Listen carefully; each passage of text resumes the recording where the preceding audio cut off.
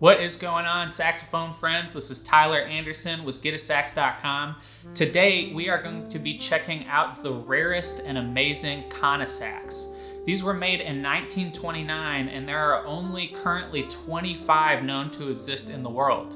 And this is one of the nicest, having recently been overhauled by Matt Stower. Check the link in our description to watch his overhaul video. The Conn-O-Sax came out of the saxophone craze of the Roaring '20s. At that time, the saxophone was so popular that companies competed with each other to come up with novel designs that would satisfy the huge demand. The Great Depression basically killed the saxophone craze and the Conn-O-Sax along with it. The Conn-O-Sax and its curved sidekick, the F mezzo-soprano, only came out in 1928, and very few of them sold before the stock market crash of 1929. Nevertheless, the Conn-O-Sax and the Conn F mezzo-soprano were fully thought out and fully developed designs that were essentially new members of the saxophone family. Both of these instruments play in the key of F, which means they play one whole step above the E-flat alto saxophone.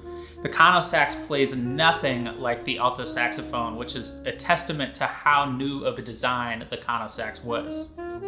Conn's advertisements from 1928 to 29 described the Conn-O-Sax both as if it were a novelty aimed at vaudeville audiences and also like an attempt to get the saxophone into the orchestra alongside the double reed instruments.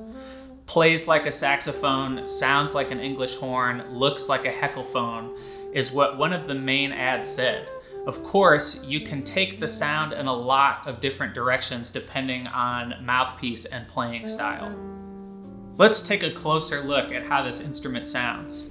In order to capture a very accurate recording of the Conn-O-Sax, we are utilizing a mid-side recording technique where a Voodoo VR1 is capturing the core of the tone of the Conn-O-Sax, and a cross-polarized AKG 420 is capturing the detailed presence of the horn.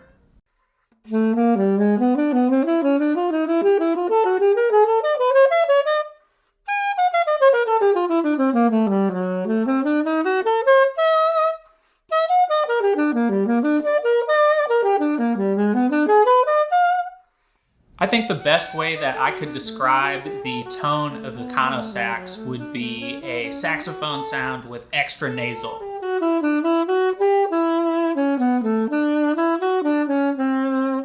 This is really in line with how a lot of the double reed instruments in orchestra sound, so it was no big leap that this was advertised as something that could replace the English horn in an orchestra.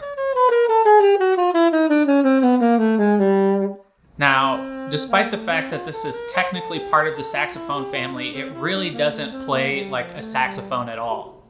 I would say that the way that I had to push air into the Conn-O-Sax to get an even tone was much more similar to a clarinet than the traditional saxophone embouchure.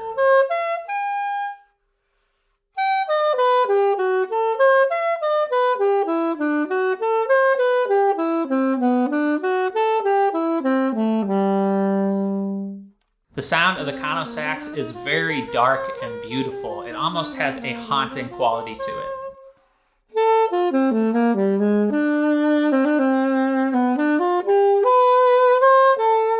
I think it would have been absolutely wonderful if these horns had achieved more success, because I think they would have been an excellent addition to the saxophone family, and they would have provided something very different.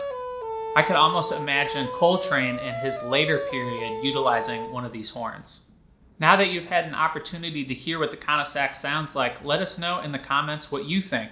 Also, be sure to stay tuned for more Conn-O-Sax content. Happy practicing!